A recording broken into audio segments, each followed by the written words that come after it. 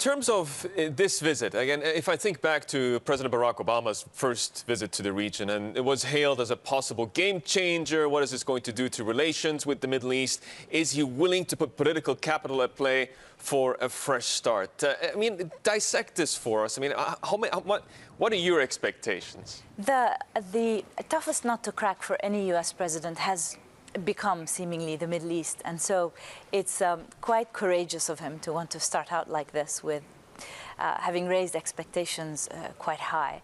I think it's clever that he is narrowing down the mission to essentially combating extremism and not trying to solve all problems, although high up there on the list of priorities is the Israeli-Palestinian problem. As we know, he's already announced that he thinks he can cut a great deal.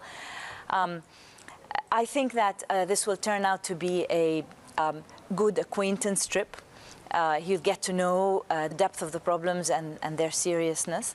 And it would be very good if he also made some friends along the way, because it is true that relations between the previous U.S. administration and the region have been quite cold. Yeah. And notably between the two main players, Saudi Arabia and the U.S. and Israel and the U.S. So to what extent can this realistically help redraw the map when it comes to the geopolitics of the Middle East? I mean, the comments from the Saudi foreign minister just hours ago saying Trump could succeed at achieving Israeli-Palestinian peace, and you look at possible new deals with the Kingdom of Saudi Arabia, you're looking at a fresh page with Egypt. Could this be a catalyst for just a new way of thinking about politics in the Middle East? I think it would be wonderful if we got a catalyst. I wouldn't be overly optimistic about a new page being turned. I was commenting on Bloomberg television when President Obama made his speech in Cairo that won him the Nobel Prize. It's all very good. Let's just see how things go. I think that the Middle East has become much more challenging than it was 8 years ago. I think even solving the problem in Syria looks quite difficult. There's a second stage to these safe zones now, and implementation is going to be key.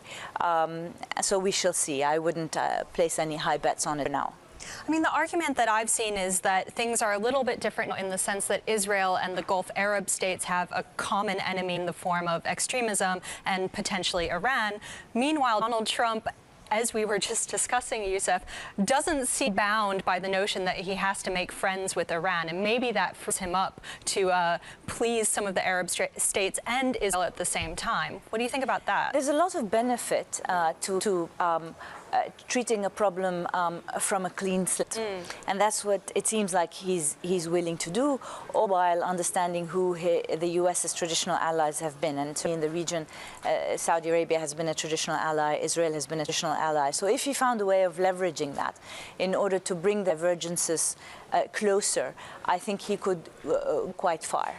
Right. So in terms of the possible agreements and what that means, I mean, ultimately a new page, you're saying a possible catalyst. When you look at the region as a whole, at the Gulf specifically, I mean, what stands out here in light of, you know, we've been talking about this throughout the program in terms of what we're seeing in the commodity markets, particularly Brent crude as well, with the price dropping once again, yes, with the U-turn on reforms in the kingdom. I mean, this is a real inflection point once again. Once again. Yeah. I think that there's no way around continuing, just marching on. The OPEC will hopefully be renewed. Again, in November last year, that I didn't have very high expectations with respect to price this year. I still don't. I think that, you know, shale oil is catching quite quickly and has come back to the market quite rapidly. So, you know, you see net long positions being trimmed in the hedge fund world. So there's that fact to just contend with. The market hasn't rebalanced. Now, with respect to reform in Saudi Arabia, I think that this is not unconnected to the oil story, obviously. Oil hasn't delivered the price that would win them a respite. And therefore, different mechanisms continuing the reform program, which they will do, but different mechanisms to be found. And this was not a U-turn. I think it's a consolidation of the reform program. Yes, they're back part of, you know, civil service support packages, bonuses, etc. But frankly, that was a hard one to keep in any case.